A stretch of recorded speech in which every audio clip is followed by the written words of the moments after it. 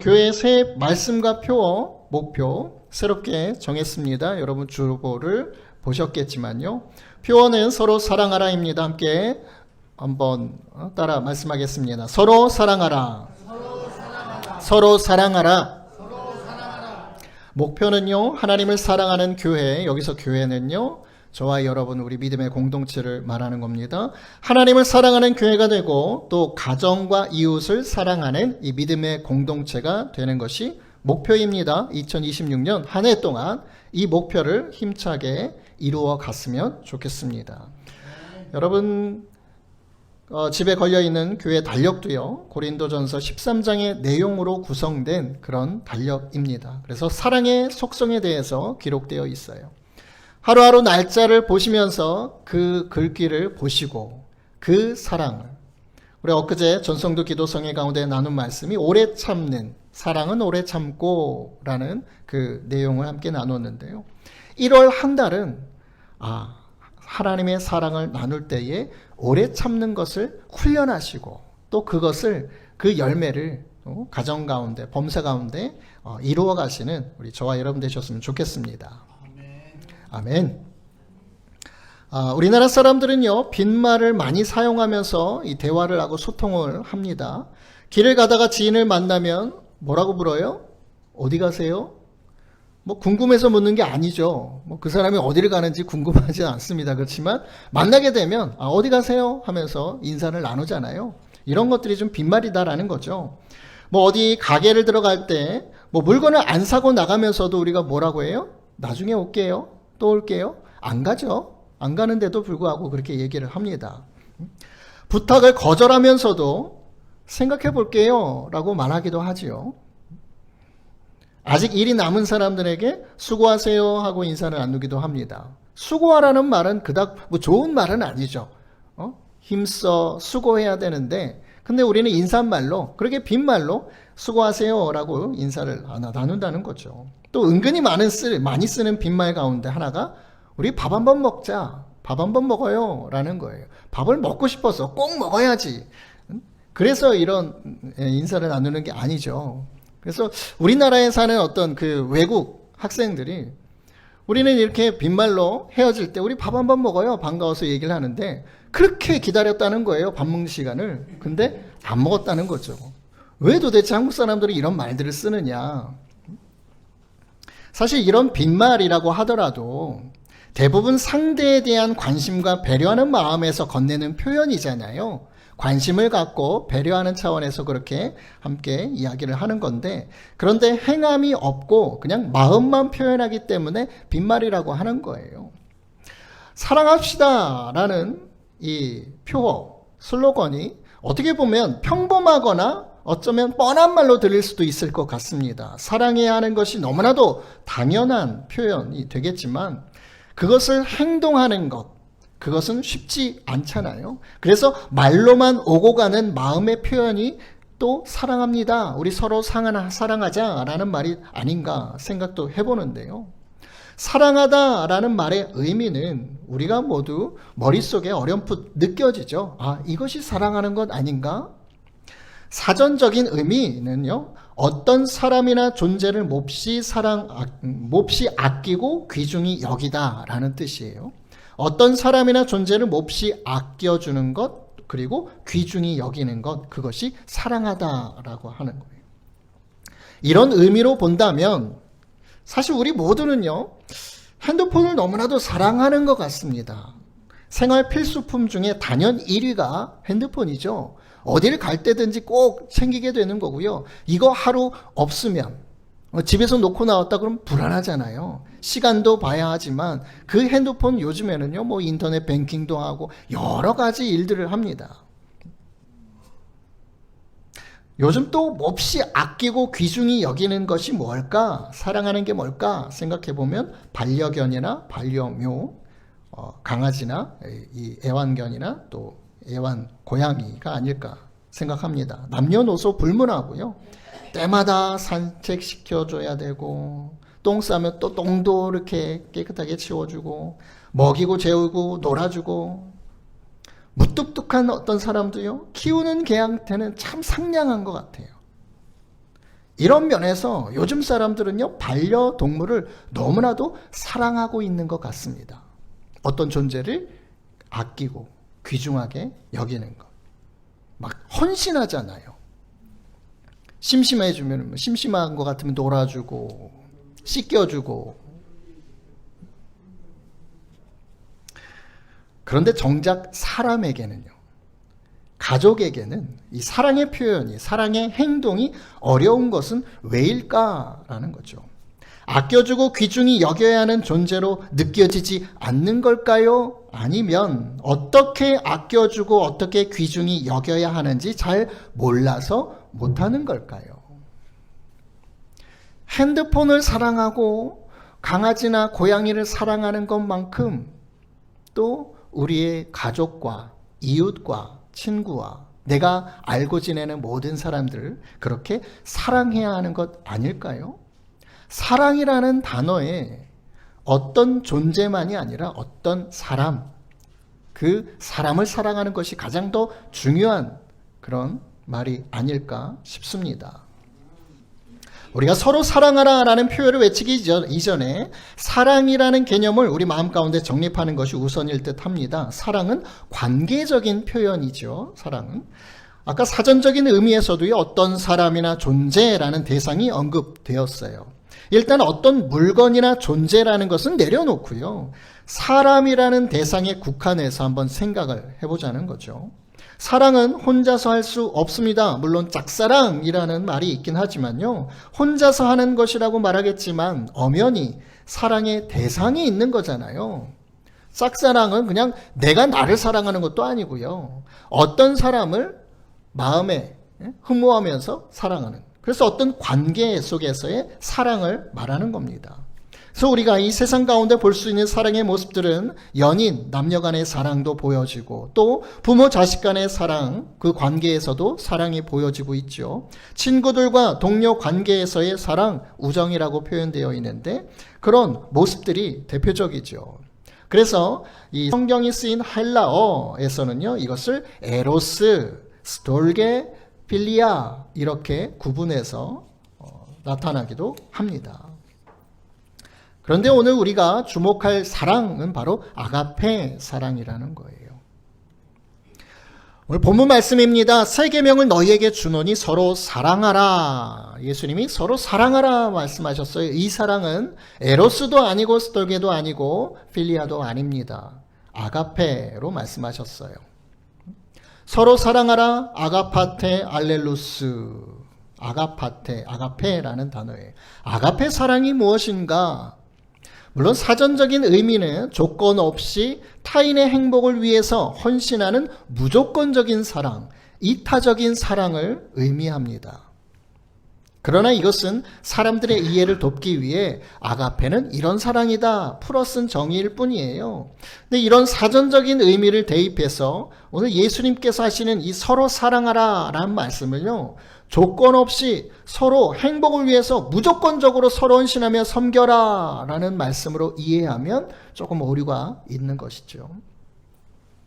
예수님께서 서로 사랑하라 라고 말씀하신 이후에 그 사랑이 어떤 사랑이고 어떻게 사랑해야 하는지에 대해서 설명도 하셨다라는 거예요. 내가 너희를 사랑한 것 같이.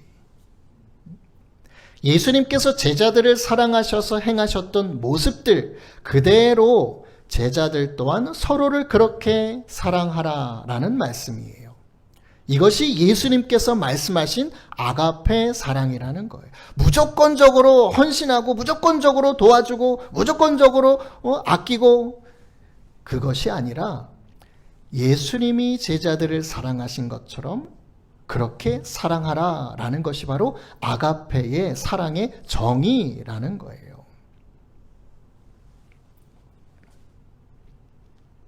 그래서 아가페 사랑에 대한 확실한 정의는 뭐냐? 예수님께서 우리를 사랑하셔서 행하신 모습, 그 사랑의 모습이 아가페 사랑이다라는 거예요. 하나님께서 우리를 사랑하셔서 행하신 모습이 바로 아가페 사랑의 정의라는 것이죠. 예수님께서 제자들에게 남겨주신 가장 중요한 가르침이 바로 이 서로 사랑하라라는 새로운 계명이에요. 서로 사랑하라. 이 계명을요, 예수님은 새로운 계명이라고 말씀하세요. 새 계명을 너희에게 주노니. 그런데요, 서로 사랑해야 하는 것에 대해서는 이미 구약 성경에서도 아주 오래전부터 나오는 말씀이거든요. 레위기 19장 18절에도 원수를 갚지 말며 동포를 원망하지 말며 너의 이웃을 사랑하기를 너의 자신과 같이 사랑하라. 네 몸과 같이 사랑하라. 하나님의 말씀이에요.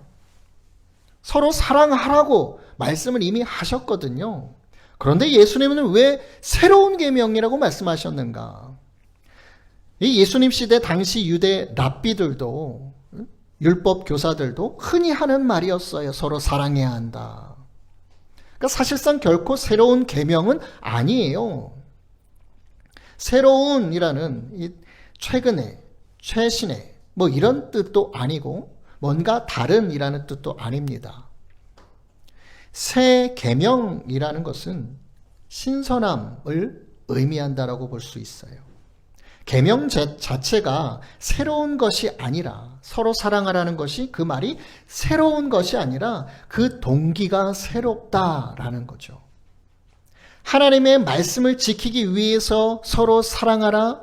아니고요. 하나님이 이렇게 사랑하라고 하셨으니까는 우리가 이웃을 사랑한다? 그것이 아니라, 우리가 이웃을 사랑하는 이유, 우리가 서로 사랑하는 이유는 바로 그리스도 예수께서 우리를 사랑하셨기 때문에 서로 사랑하는 것이다. 예수님이 나를 사랑하셨다라는 것이 이유가 된다라는 거예요. 예수님이 그렇게 새롭게 서로 사랑하는 것에 대해서 말씀을 하셨기 때문에 새 계명이 되는 거죠. 그러니까 이 계명이, 서로 사랑하라는 것이 새로운 계명이 될 수 있는 것은 바로 예수님께서 보여주신 사랑의 방법이나 기준이 새롭게 제시되고 있기 때문에 그렇다라는 겁니다. 구약의 율법이 옛 언약이라고 하죠. 구약, 옛 언약. 신약에 와서 예수님을 통해서 새 언약, 신약이 되었죠. 그것과 같은 이치예요. 그렇지만 옛 언약인 율법을 예수님이 폐하시고 새로이 오신 것 아니죠. 신약이라고 해서 구약이라고 해서 구약은 옛 것이니까 폐하고 신약으로 새롭게, 그것이 아니라는 거예요. 예수님은 옛 언약인 율법을 완성하러 오셨잖아요. 사실상 사랑도 본래 하나님의 사랑을 인간으로 오신 예수님께서 세상 가운데 보여주심으로써 하나님의 사랑이 무엇인지 밝히 나타내신 거예요.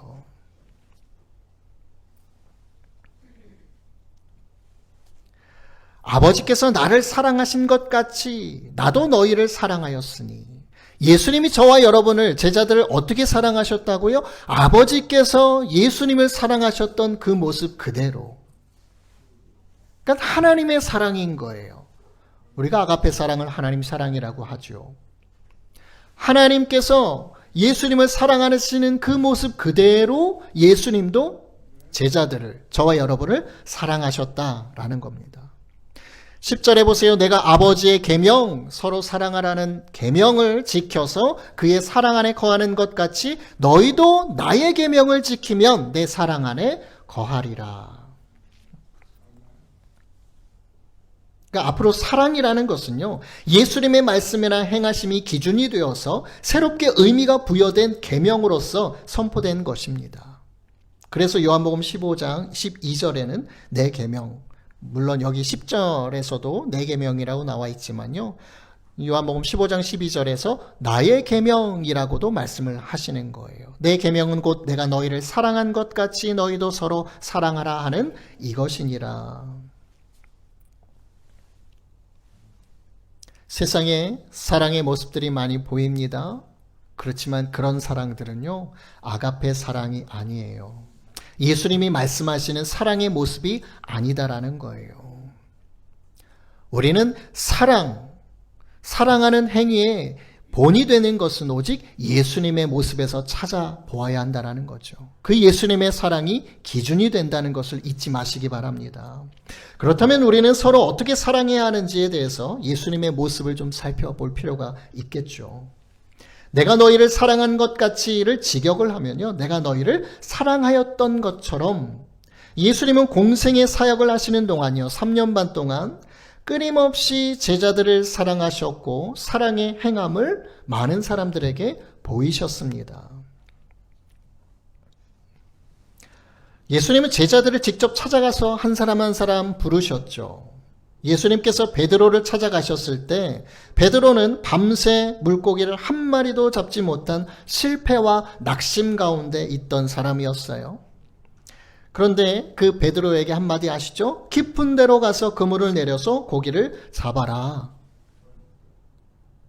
예수님은 베드로에게 오셔서요, 기대감과 소망을 품게 하시고 다시금 물고기를 잡을 수 있는 기회, 실패했지만, 낙심한 상황이지만, 절망의 상황이지만 새로이 기회를 허락하시고 기회를 주시는 거죠. 결과는요, 2배에 가득 채울 만큼 물고기를 잡았습니다. 아마도 세베대의 아들 야고보와 요한의 배와 함께 이 2배에 가득 찬 물고기를 잡게 되었던 것 같습니다. 베드로는 이 범상치 않은 이 예수님을 향해서 주여 나를 떠나소서 나는 죄인이로소이다. 우리가 송구영신 전에 킹 오브 킹스라는 애니메이션 영화를 봤잖아요. 그곳에서도 예수님이 베드로에게 나왔을 때 베드로가 그렇게 얘기하잖아요. 저는 선생님과 어울릴 만한 사람이 아닙니다. 그러니까 성경적으로는 주여 나를 떠나소서 저는 죄인입니다. 저는 주님과 함께 할 수 없는 사람입니다. 제 인생을 보면, 제 모든 행함을 보면 선생님 같은 분과 함께 할 수 있는 사람이 아닙니다.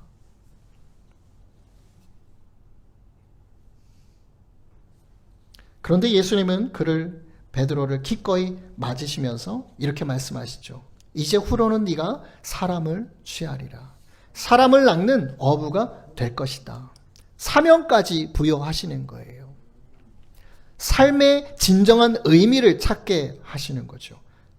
베드로가 이 땅 가운데 왜 태어났고 왜 살아가야 하는지, 그냥 갈릴리 바다에서 물고기만 잡고 때로는 많이 잡아서 기쁘고 때로는 하나도 못 잡아서 절망하고 낙심하고 그런 삶을 사는, 그냥 세상 가운데 그렇게 되는 대로 살아가는 그런 삶이 아니라 진짜 하나님께서 바라시고 원하시는 진짜 삶의 모습을 찾게 하신 거죠. 여기서 예수님이 베드로를 사랑하셔서 행하신 모습은 어떤 모습이셨을까요? 모든 제자들을 사랑의 마음으로, 사랑의 눈으로 다가가서 부르셨는데요. 저는 2배에 가득 찬 물고기가 아니었을까라는 생각이 들어요.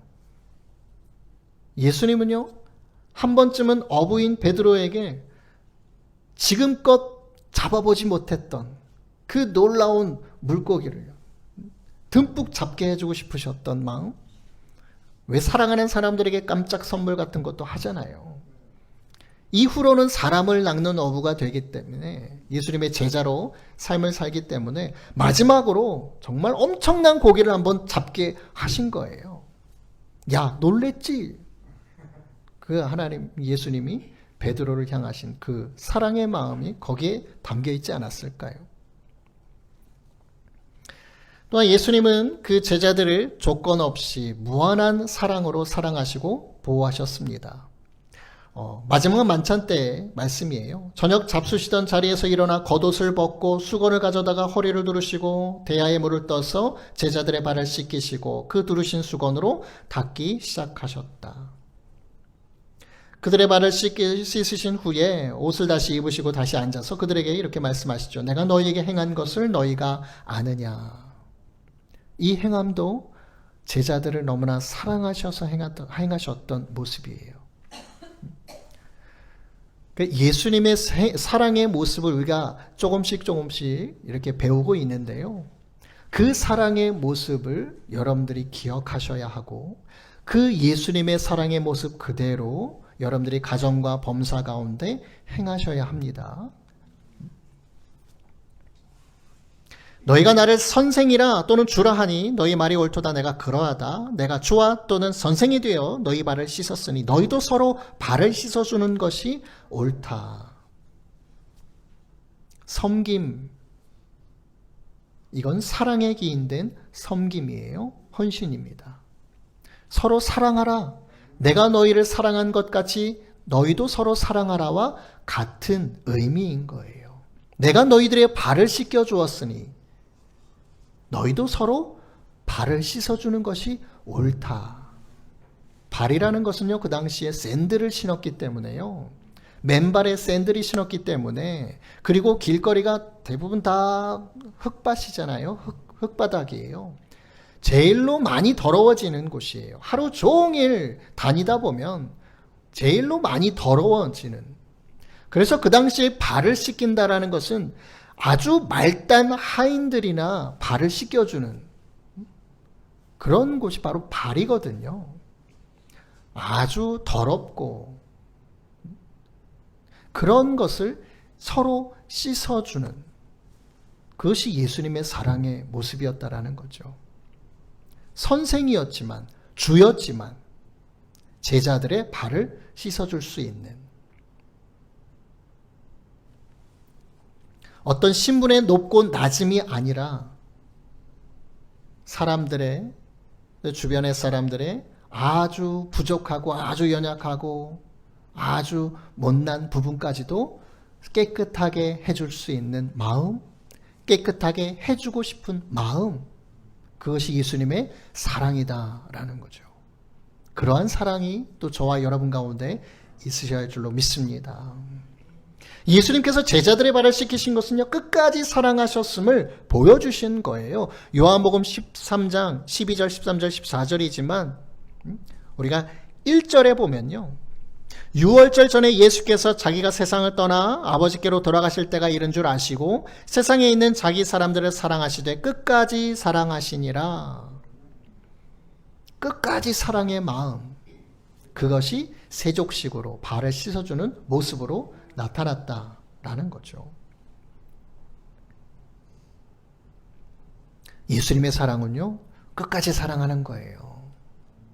사랑하다가 부족하고 연약함이 보인다고 해서 야, 이게 뭔 의미가 있겠느냐, 그래서 멈추는 것이 아니라 부족해 보여도 연약해 보여도 정말 더러워 보여도 그 발을 씻어주는 것, 그것이 예수님의 사랑이라는 거예요.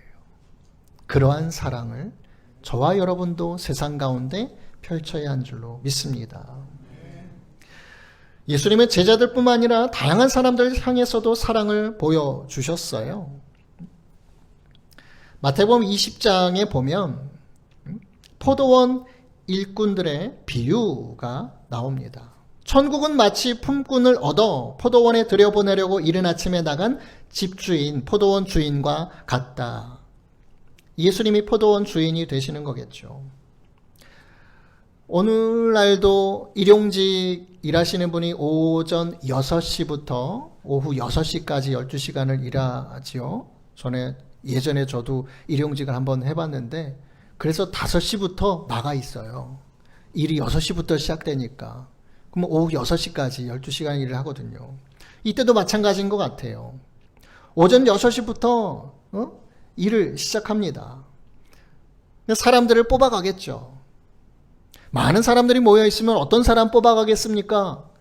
일을 잘할 것 같은 사람, 좀 힘이 있고 좀 머리도 있고 능숙하게 일을 잘할 수 있는 사람 먼저 뽑아가겠죠. 그러다 보니까 오전 9시에도 누가 나를 일 시켜줄 사람이 있을까 기다리는 사람도 있고요. 12시에도 오후 3시에도요. 근데 보니까는 오후 5시에도 그렇게 기다리고 있는 사람이 있다는 거예요. 이제 1시간이면 일이 끝나는데, 하루 일이 마무리가 되는데 일을 못 잡고, 일자리를 못 잡고 오후 5시가 됐는데도 계속해서 기다리는 사람이 있어요. 그 사람들은 하루 그렇게 벌어서 1데나리온을 받아야 가족들이 먹을 수 있는 거거든요, 하루를. 근데 일을 못 잡은 거예요. 왜 못 잡았겠습니까? 보기에 약해 보이고 능력도 없어 보이고 일도 잘 못할 것 같이 보이고 그런 부족한 사람들이었다는 거예요. 그러니까 7절에 보면 우리를 품꾼으로 일꾼으로 쓰는 사람이 없습니다. 제가 그렇게 부족합니다. 라고 고백하는 것과 같아요. 이르되 너희도 포도원에 들어가라. 이 주인은요 1시간밖에 안 남았는데 야 너희들 들어가라. 그래서 나중에 정산을 하게 되죠. 하루 품삯을 줍니다. 이 1시간 일한 사람부터 줘요. 힐 안 데나리온을 줍니다. 근데 뭐 3시간 일한 사람, 5시간 일한 사람, 오전 6시부터 꼬박 12시간 일한 사람까지 다 한 데나리온을 주었다라는 거죠. 왜요? 그 한 데나리온이 있어야 가족들이 하루를 먹고 지낼 수가 있으니까요. 세상은요, 일한 만큼 줍니다. 시급을 주죠, 시급. 1시간 일했으면 1시간만큼, 일한 만큼 줘요. 그것이 공정하고 그것이 정의라고 생각을 하죠. 그런데 예수님은요, 하나님은요, 아니에요. 그 사람들이 얼마나 일을 했건, 얼마나 부족하건 간에 그 사람들은 하루의 시간을 먹고 지내야 해요. 가족들은 그렇게 살아야 한다는 거예요. 능력이 없고 부족한 이들에게도 기회를 주시고 그런 은혜를 주시는 아버지의 마음, 예수님의 마음이 바로 사랑의 마음이라는 거죠. 그러니까 세상의 기준으로 사랑을 하면요, 이렇게 할 수가 없어요. 그러니까 사람들이 반발을 하죠. 저 12시간이나 일했는데 어떻게 똑같이 주십니까? 저 사람 1시간밖에 일을 안 했는데.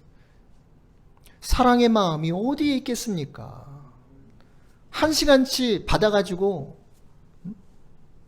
어떻게 먹고 살 수 있겠습니까? 그것이 아니다라는 거죠. 예수님의 사랑, 그것이 진정한 세상 가운데 행해야 할 사랑이라는 것입니다.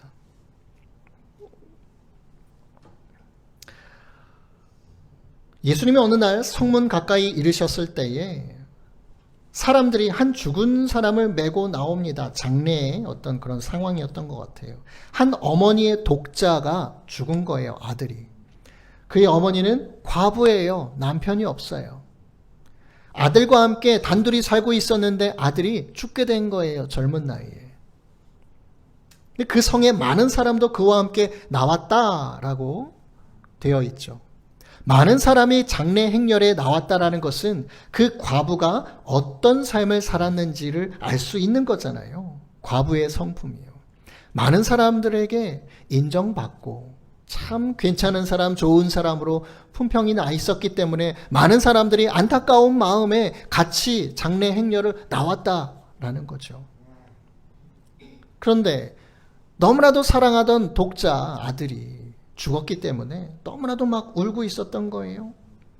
그래서 예수님께서 13절입니다. 과부를 보시고 불쌍히 여기사 울지 말라. 가까이 가서 그 관의 손을 대시니 맨 자들이 서는지라. 예수께서 이르시되 청년아 내가 너에게 말하노니 일어나라 하시매 죽었던 자가 일어나 앉고 말도 하거늘 예수께서 그를 어머니에게 주시니. 과부와 그 아들 사이에 부모 자식의 사랑을 많이 느끼셨던 것 같아요. 너무나도 사랑했던 아들이 죽으니까 이 과부가, 이 어머니가 그렇게 막 울고 그랬던 거죠. 또 앞으로 혼자 살아가야 하는, 과부가 혼자 살아간다는 거는 그 당시에는요, 살아갈 수가 없는 거예요. 일도 할 수 없고요. 먹고 사는 것이 완전히 끊어지는 상황이거든요. 그 부모 자식의 사랑 스톨게예요. 예수님의 아가페 사랑은 그런 부모 자식 간의 사랑, 스톨게의 사랑도 포함하는 겁니다. 아버지 하나님이 저와 여러분을 자녀로서 사랑하시는 그 마음, 이 인간 세상의 부모 자식의 사랑을 포함하는 사랑이라는 거죠.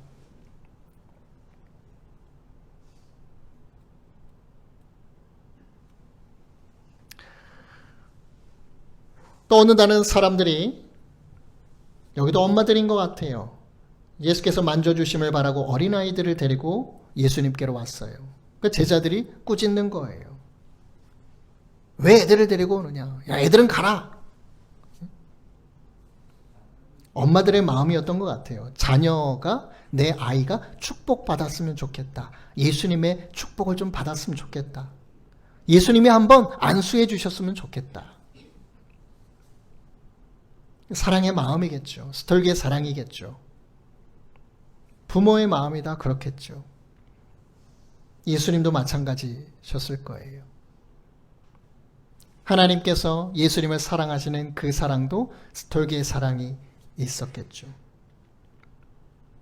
예수님께서 그 엄마들과 아이들을 꾸짖고 있는 제자들에게 화를 내셨어요. 노하시어 이르시되 어린 아이들이 내게 오는 것을 용납하고 금하지 말라. 하나님의 나라가 이런 아이들의 것이다. 어린 아이들을 안고 그들 위에 안수하시고 축복하셨다. 어린 아이들을 안으셨다, 껴안으셨다는 거예요. 꽉 껴안아 주시고 머리에 안수해 주시고 기도해 주시고 축복해 주셨다.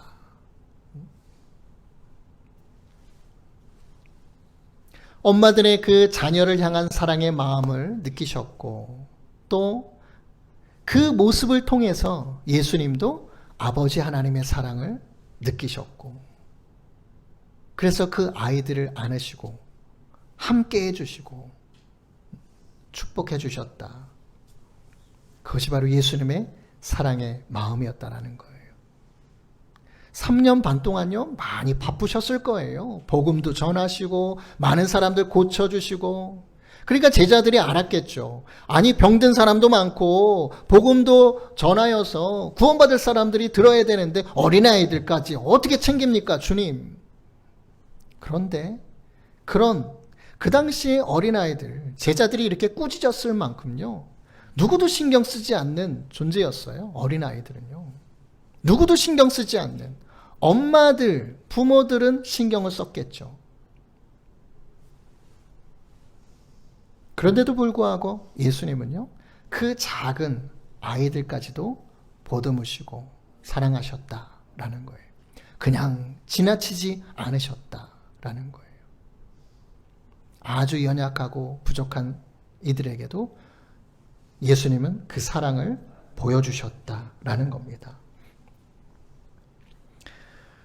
예수님께서 어느 날 마태의 집에 앉아서 음식을 잡수시는데요. 세리들, 죄인들이 와서 같이 예수님과 함께 앉아서 식사를 합니다. 바리새인들이 보니까 그의 제자들에게, 예수님의 제자들에게 이렇게 얘기하는 거예요. 어찌하여 너희 선생은 세리와 죄인들과 함께 식사를 하시느냐. 세리, 죄인, 누구도 함께하지 않는, 누구도 같이 밥 먹으려고 하지 않는 그런 사람들이거든요. 근데 예수님 그들과 함께 앉아 주셨다라는 거예요. 그들과 함께 식사하셨다는 거예요. 한 끼 식사를 하셨다라는 거죠.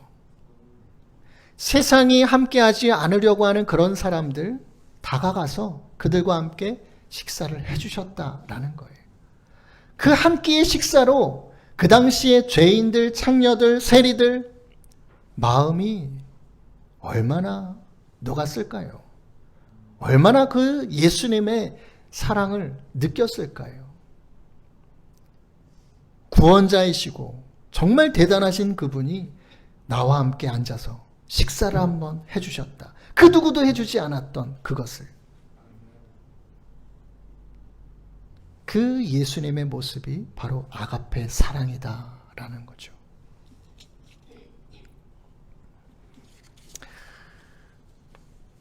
어느 날 사람들이 가늠한 여인을 붙들고 와서 땅바닥에 내팽개치고요. 예수님께 묻습니다. 모세의 율법에는요. 가늠한 여인, 가늠한 사람은 돌로 쳐서 죽이라고 했습니다. 선생님은 이 상황 어떻게 하시겠습니까?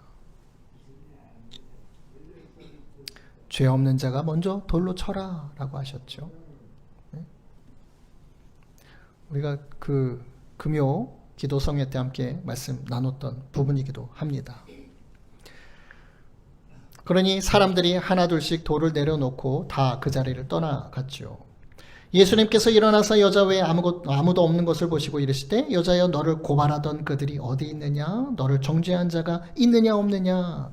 대답하되 주여 없나이다. 예수께서 이르시되 나도 너를 정죄하지 않는다. 가서 다시는 죄 가운데 있지 마라. 나도 너를 정죄하지 않는다. 예수님은 하나님이잖아요. 신이잖아요. 죄에 대해서 말씀하실 수 있는 분이에요. 책망하실 수 있는 분이에요. 그런데요, 나도 너를 정죄하지 않는다. 왜요? 구원의 예수님으로 오셨기 때문에요. 사랑의 예수님으로 오셨기 때문에요. 세상 가운데 그렇게 악독하고 아니면 정말 돌로 쳐 죽일 만큼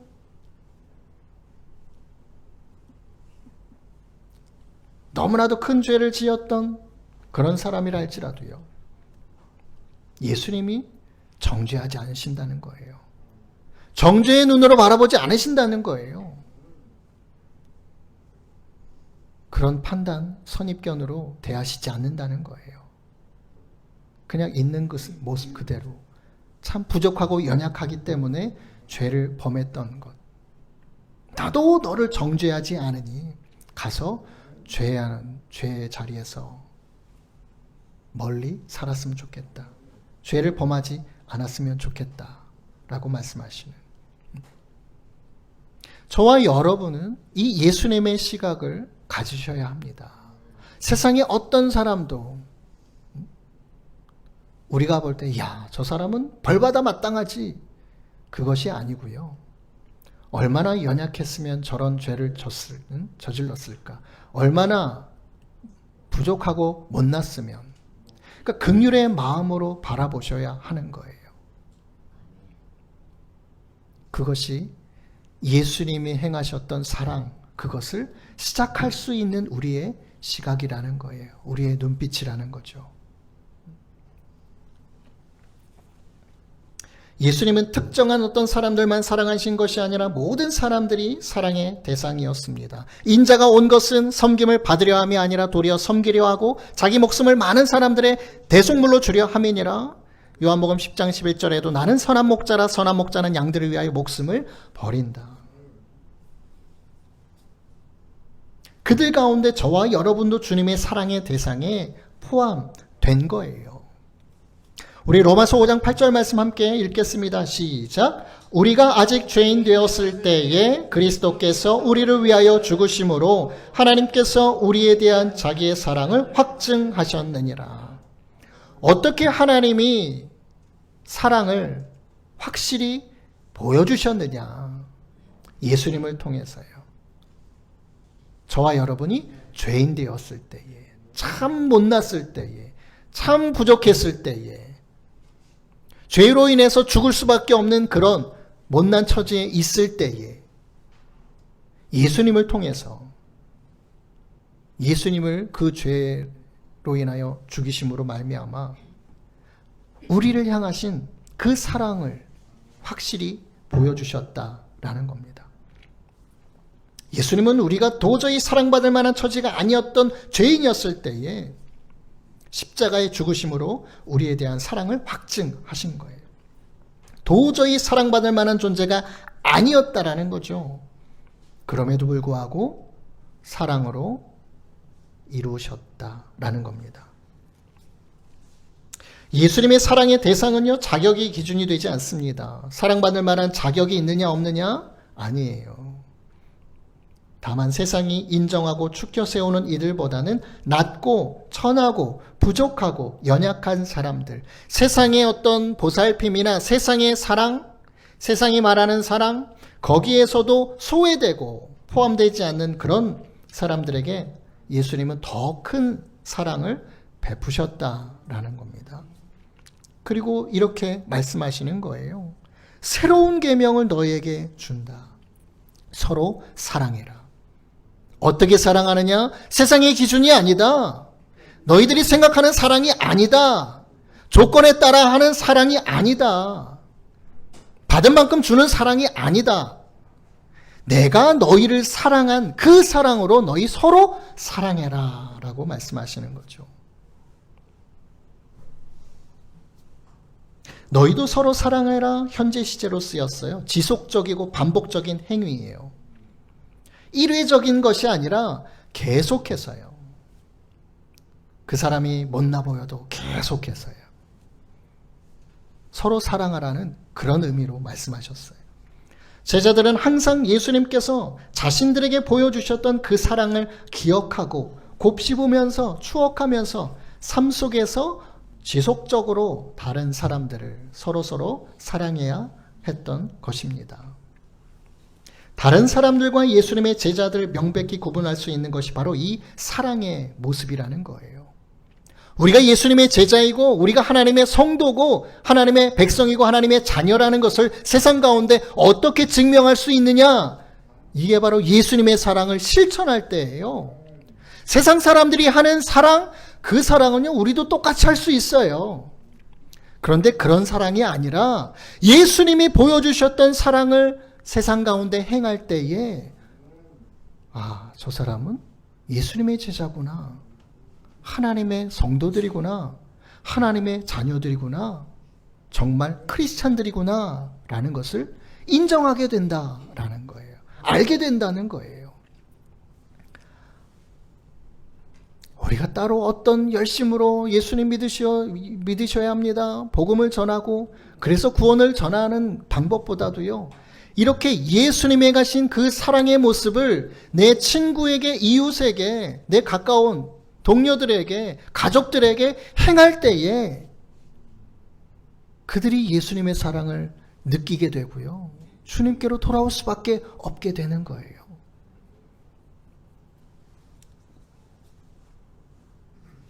이 교회 공동체, 믿음의 공동체의 특징이 바로 이 예수님의 사랑, 아가페 사랑이라는 것입니다. 그것이 바로 예수님께서 이 땅에 사시는 동안 줄곧 모든 사람들에게 교훈으로 가르치시고 본으로 보이셨던, 스스로 몸소 보이셨던 모습입니다. 예수님은요, 사랑이 많으신 분이 아니라 아가페 사랑 본질이신 거예요. 하나님은 사랑이 풍성하신 분이 아니라 그저 아가페, 그 사랑 본질이신 거예요. 자체이신 거예요. 그분이 행하시는 모든 모습이, 예수님이 행하셨던 모든 모습이 그게 사랑의 모습이다라는 거죠. 그래서 우리는 예수님의 모습, 그 예수님의 사랑을 그대로 행해야 하는 것입니다.